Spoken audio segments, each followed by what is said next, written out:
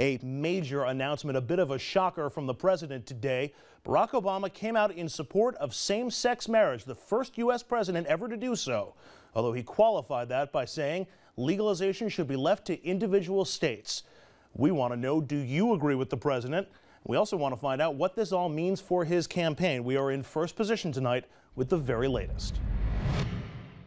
President Obama has been facing mounting pressure to clarify his position on same-sex marriage. Today, in an exclusive interview with ABC News' Robin Roberts, the president announced he has reversed his opposition on this politically charged issue.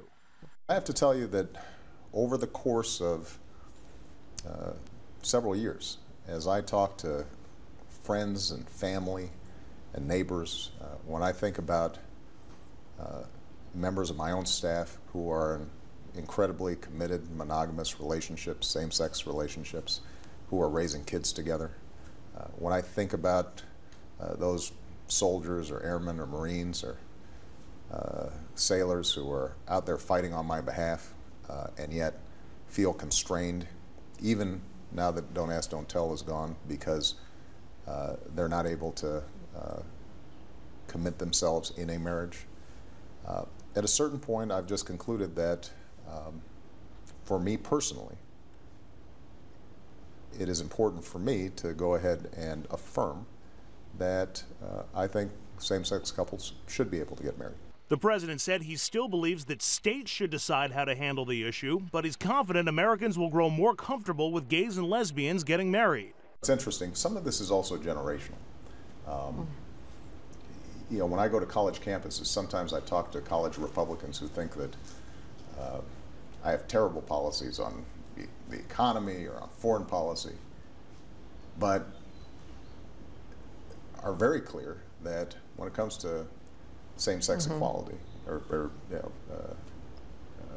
sexual orientation, that they believe in equality. They're much more comfortable with it. You know, Malia and Sasha, they've got friends whose parents are same-sex couples, and you know, there have been times where Michelle and I have been sitting around the dinner table and we've been talking and about their friends and their parents, and Malia and Sasha, it wouldn't dawn on them that somehow their friends' parents would be treated differently. It doesn't make sense to them, and frankly, that's the kind of thing that prompts a change of perspective. Now, clearly, the president there, with his evolving position, fully evolved now on same-sex marriage. But before you hammer him too hard for that evolution, keep in mind the American people have been evolving in their take on this issue as well. Over the last decade, same-sex marriage was a cudgel issue that would show up on ballots to try to get right-wing voters out in droves to support bans on same-sex marriage. It was used in a lot of states during presidential election years. Now take a look at these numbers. This is from earlier this month. Half the nation fully supports same-sex marriage. And look at the splits among Democrats and independents is the real shocker there. 57% of independent voters say they support legalizing same-sex marriage. Obviously, the big objection coming from Republican voters in that poll. Now, joining us tonight to discuss the president's shocking switch on same-sex marriage and other issues of the day, Dominic Carter, political journalist and author, and Howard Lim, a leader in the New York State Conservative Party and a former aide to Republican Senator Al D'Amato. We also want you at home to be members of our panel tonight. We got the number up on the bottom of your screen, 888-766-2428. We want to know what you think in light of the president's comments. Do you think same-sex marriage should be legal across the country? Now, guys, we have a lot to get into with all this, but let's just start, first of all, with the politics. You and I had been spending this week saying Joe Biden was on script. This was all game planned. A lot of people are saying today, hogwash. This clearly was the president getting flushed out of his position. Do you think the president had his hand forced here? I still believe that Biden, what he did was a trial balloon for the president. I believe that. I don't believe at this stage of the game in an election year, let's face it, Biden has a history of flipping off at the mouth. I don't think the White House they keep him on a short leash. That's what I'm trying to say. It's just very surprising because this is an issue that is one that is, you know, you're pointing out the Americans that support gay marriage, but we could also point out Americans that don't support it. And this is an issue that could hurt President Obama in this election year. Howard, the Conservative Party and the conservative movement, not great supporters of same-sex marriage. There are a few here and there. What was your reaction when you heard the president's announcement? Well, I recognized it for just a matter of pure political timing. He did not want to be actively involved in the North Carolina referendum because they had a pretty good idea that North Carolina was going to put in the anti-gay marriage amendment by the overwhelming majority of 60-40. He didn't want to be associated with a huge loss like that. Just picture, I, President Obama, urge you to support gay marriage. We, the people of North Carolina, say 60-40 no. But he does feel pressure from the gay rights lobby to move forward in a more aggressive way. And so what does he do? He does it the day after the vote. So your bigger objection is the timing. I'm sorry?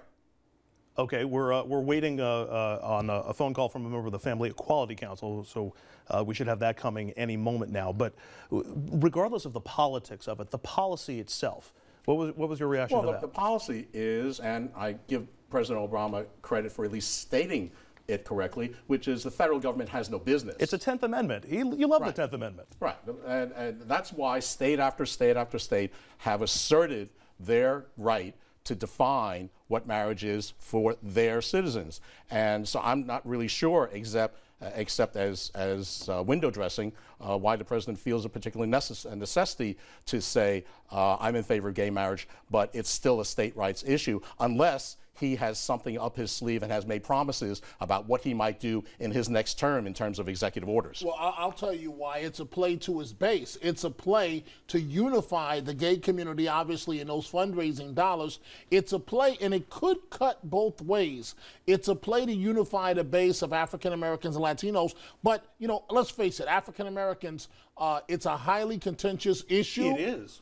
But are they going to go somewhere else? I don't think so. Well, but Latinos might decide to stay home. And I want to show you something, Andrew. You know, when you look at the swing states, if we can go ahead and take a look at that and put that up, the actual swing states. We got about 12 states that we think are going to decide this election. Yes, there you see the latest numbers. And there they are. And then when you discuss the actual swing states, North Carolina, let's face it, with this one issue alone, he may have lost North Carolina. He barely won by 1% the last time around. The vote was a high turnout. North Carolina was on the fence to begin with.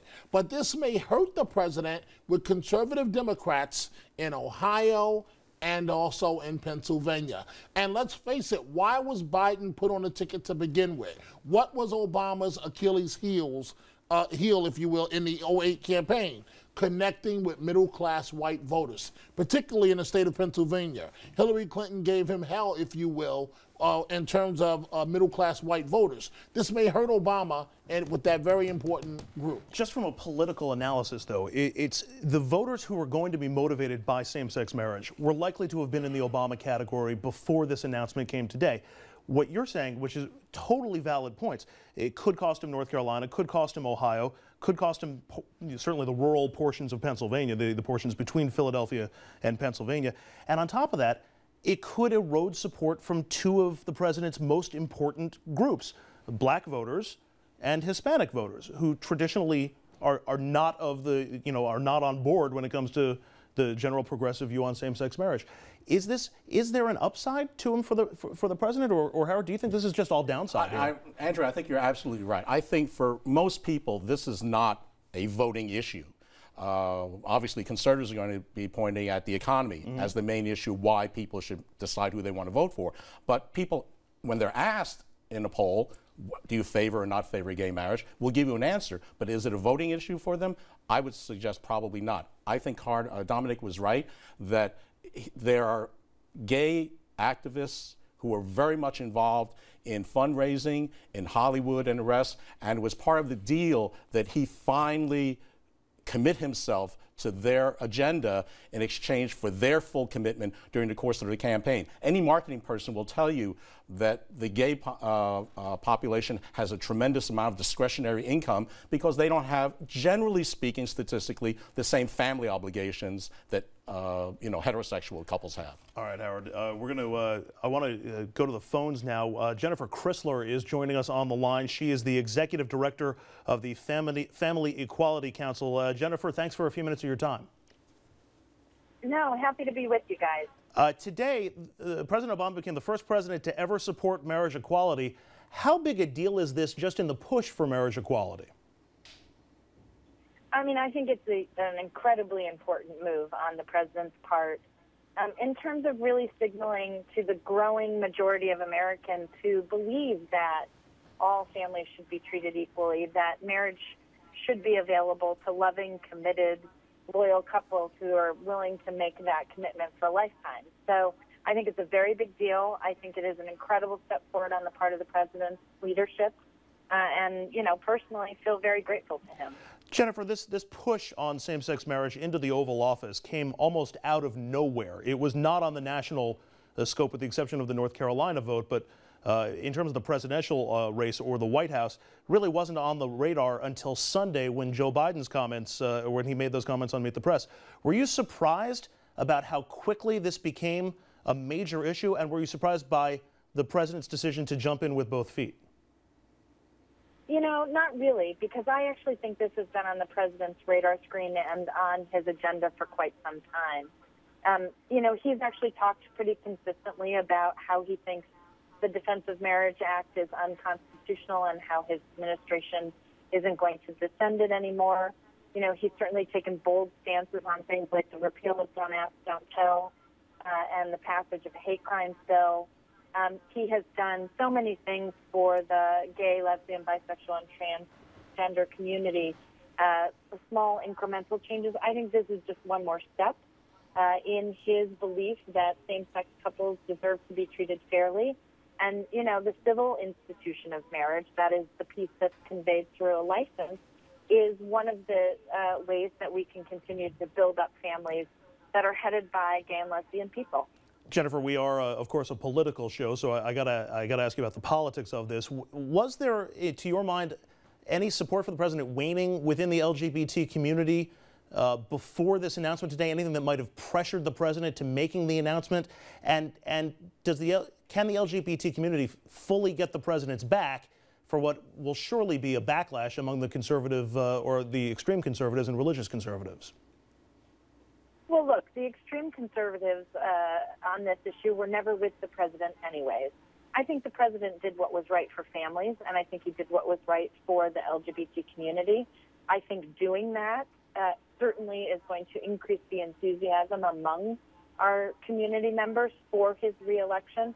But I think they were already pretty crystal clear about the difference between him and the Republican candidate Mitt Romney.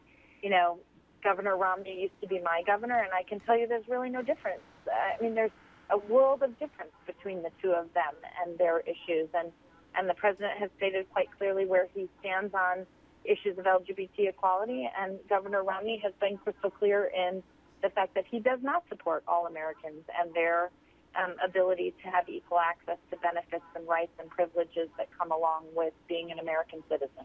Well, Jennifer Chrysler, Executive Director of the Family Equality Council, thanks very much for taking a few minutes out of your day, especially on a historic day for your organization like this. Appreciate it.